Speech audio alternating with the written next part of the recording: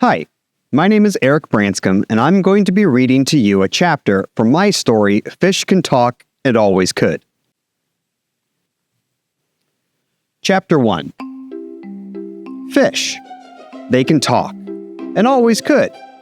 Us humans like to imagine we're the only creatures that can communicate our thoughts, feelings, or pancake recipes to one another using words, but we are not. Fish can do it too. All of them. Atlantic blue marlins, cutthroat trout, those scary deep-sea ones with a nightlight on their head, they can all speak as easily as you or me. How this information was kept a secret for so long is a bit mysterious. No one is quite sure how it started, but one can assume that, at the beginning of all things, there wasn't much interaction between fish and humans. Fish only live in water, and the few humans who tried living in water learned the importance of oxygen the hard way. But as the years went on and fish found themselves in the presence of people more and more often, the fact that they could talk just seemed to slip through the cracks. Perhaps they didn't have much to say, or they were feeling shy, or perhaps they were just jinxed silent by some grumpy older brother fish. Whatever the reason for not revealing they could talk, most seemed to agree that the fish did not have bad intentions keeping this information to themselves. Well, except maybe for the goldfish. Their intentions were bad because, despite what you may have heard, goldfish are pure, utter evil.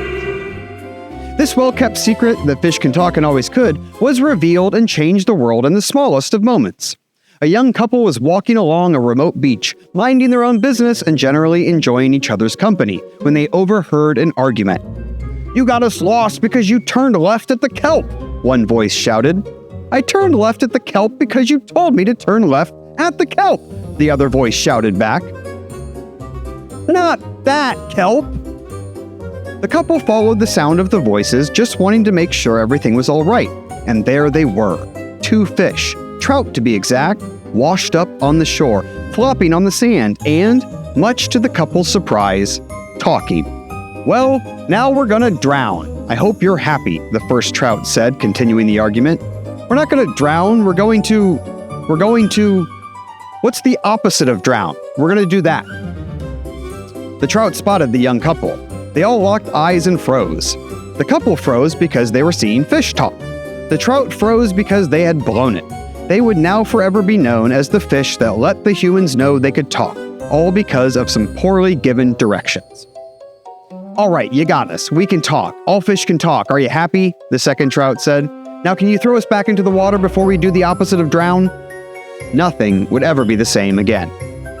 Once the secret was out, fish began speaking freely and openly with everything and everyone, almost as if they were making up for having to stay silent around humans for so long. Some humans were resistant at first, maybe even denying that this was true, but you never realize how many fish you come across on a given day until each one is offering you a friendly greeting, complimenting your hat, or asking you to describe in great detail what it's like to have thumbs. If you had a hard time accepting this new reality, you eventually had no choice but to accept it. But while everyone, both human and fish alike, had to adjust to this new way of living, no place was more affected than the fisherman dock town of Seaweedian Wharf. Seaweedian Wharf is an old shorefront town entirely on a dock. A massive dock that spans a large body of water, with buildings on top of buildings, homes and restaurants, wedged into every available space, all made out of splintery planks that creak at the slightest touch. Every single resident who lives in Seaweedian Wharf is a fisherman, and their only source of income has been collecting fish, selling fish, and cooking fish. That, of course, all had to change once the fish began to talk. Some Seaweedians adapted, happy to have new fish friends, while others dug their heels into the ground, unhappy with this new way of life.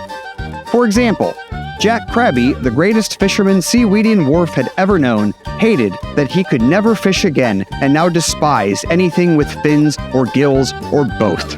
But Grace Krabby, his daughter, was absolutely delighted.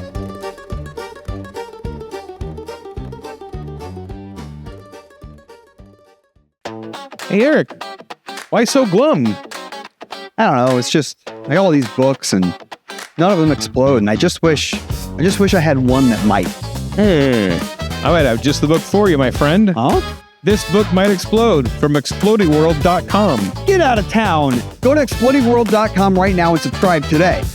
That's right, explodingworld.com, and you can get all this. Oops.